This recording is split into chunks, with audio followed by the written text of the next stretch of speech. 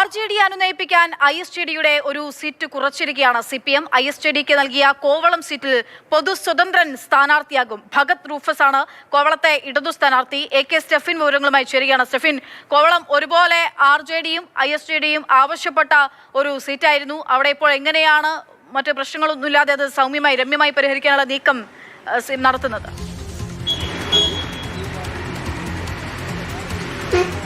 അക്ഷയ, മറ്റ് സീറ്റുകളിലെല്ലാം തന്നെ സ്ഥാനാർത്ഥികളെ പ്രഖ്യാപിച്ചെങ്കിലും വലിയ പ്രതിസന്ധിയായി CPM-നും അതോടൊപ്പം ഇടതുമുന്നണിക്കും പ്രതിസന്ധിയായി തുടർന്നിരുന്നത് കോവളം സീറ്റാണ്. മറ്റൊന്ന് തിരുവനന്തപുരമാണ്. തിരുവനന്തപുരത്ത് ഇതുവരെയും സ്ഥാനാർത്ഥി നിർണയത്തിലേക്ക് കടക്കുന്നതിന് വേണ്ടി കഴിഞ്ഞിട്ടില്ല.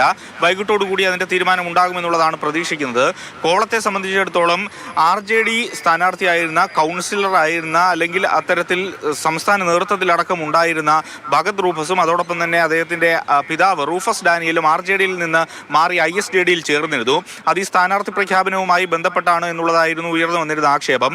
അത് സംബന്ധിച്ച് RJD LDF നേതൃത്വത്തോട് ഇതിൽ പുനരാലോചന വേണം എന്നുള്ള കാര്യവും ആവശ്യപ്പെട്ടിരുന്നു. ഒപ്പം തന്നെ അധിക സീറ്റും അവർ കോവളം സീറ്റ് വേണമെന്നൊരു ആവശ്യവും RJD ഉന്നയിച്ചിരുന്നു. അത് ചർച്ച ചെയ്ത് പരിഹരിക്കുന്നതിന് വേണ്ടി കഴിഞ്ഞില്ല.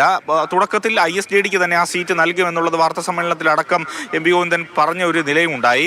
എന്നിട്ട് മുന്നണിയിൽ ഇത് വലിയ പ്രശ്നമായി തുടർന്ന ഒരു സാഹചര്യത്തിലാണ് നിലവിൽ ആ മാറി വന്ന സ്ഥാനാർത്ഥിയെ പൊതു സ്വതന്ത്രൻ എന്ന ലേബലിൽ ISJDക്ക് അപ്പുറത്തേക്ക് CPM-ൻ്റെയും അതോടൊപ്പം തന്നെ മറ്റെല്ലാ ഘടകകക്ഷികളുടെയും പിന്തുണയോടെ പൊതു സ്വതന്ത്രൻ എന്ന ലേബൽ നിർത്താനുള്ള തീരുമാനത്തിലേക്ക് ഇപ്പോൾ എത്തിയിരിക്കുന്നത്.